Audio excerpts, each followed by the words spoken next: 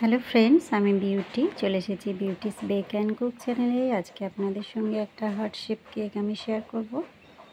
প্রথমেই একটা প্লাস চিহ্ন আমি করে নিয়েছি, নিয়ে দুটো কর্নার ধরে আমি কেটে নিচ্ছি। যেহেতু এটা রাউন্ড শেপে আমি বানিয়েছি, এবার এটাকে হার্ট শেপে নিয়ে আসছি।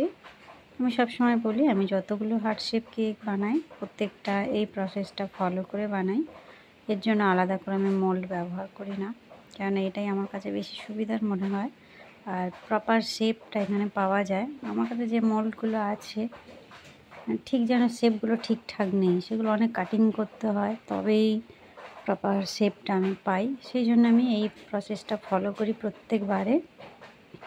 একটা প্লাস চিহ্ন করে নিয়ে দুপাশ থেকে কেটে নিয়ে সেটা সামনের অংশে লাগিয়ে দিই। অবশ্যই লাগানোর আগে একটু ক্রিম দিয়ে নিয়েছি, সেটা নিশ্চয়ই খেয়াল করেছেন। ক্রিমটা দিলে এই যে কাটিং পার্টটা এটা সুন্দরভাবে সেট হয়ে যাবে কেকের সঙ্গে, কোনো রকম অসুবিধা হবে না। কেকটা ছিল আমার 1 পাউন্ডের স্ট্রবেরি ফ্লেভারের।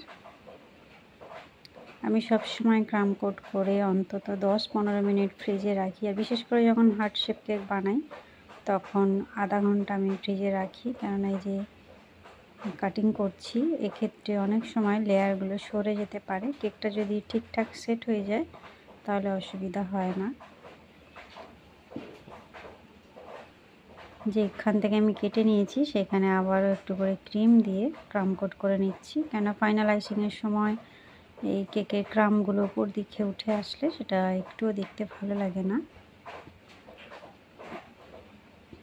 এইবারে সামনের অংশটা সুন্দর করে শেপ আনার জন্য এখান থেকে ভি শেপ করে কেটে পাটটা সরিয়ে নিচ্ছি। এটা আর কাজে লাগবে না, খেয়ে নিতে হবে, আর নচেত ফেলে দিতে হবে।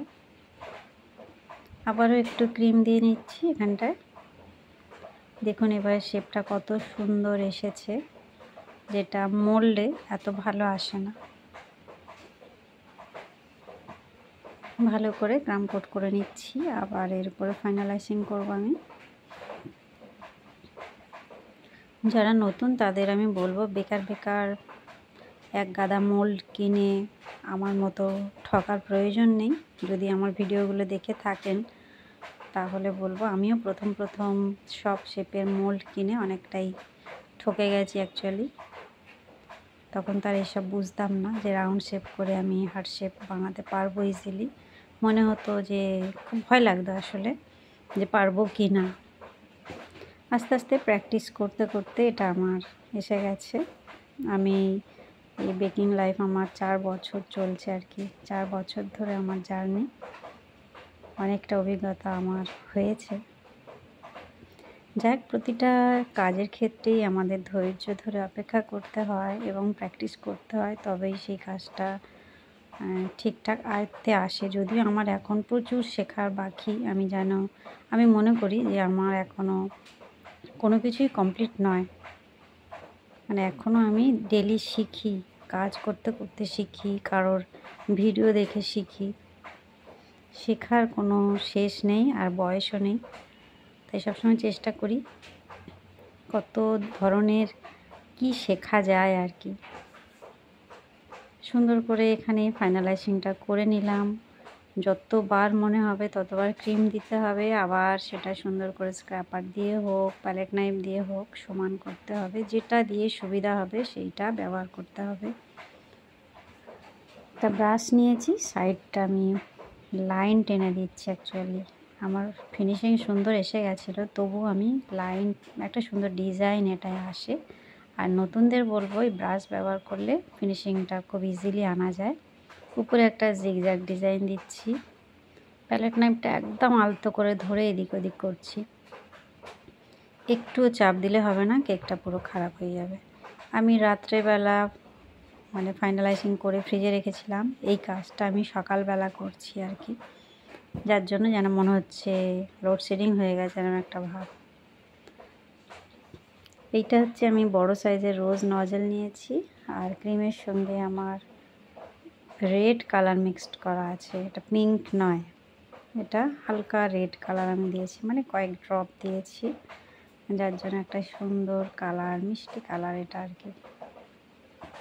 আমি একটু ধীরে ধীরেই ফুলগুলো দেখাচ্ছি, কেননা অনেকেই আমাকে বলেন যে ফুলগুলো ঠিকঠাক করতে পারেন না। যাই হোক, একটু চেষ্টা করি সবসময় কিভাবে বোঝাতে পারি। প্রথমেই একটা কুঁড়ি বানিয়ে নিতে হবে মাঝখানের, তারপরে পাপড়িগুলো করতে হবে। আমি খুব ধীরে ধীরে এক একটা করে গোলাপ বানাচ্ছি আর বসাচ্ছি। পুরো এদিকের অর্ধেক অংশটা আমি গোলাপ দিয়ে দিলাম, বাকিটা ফাঁকা থাকবে।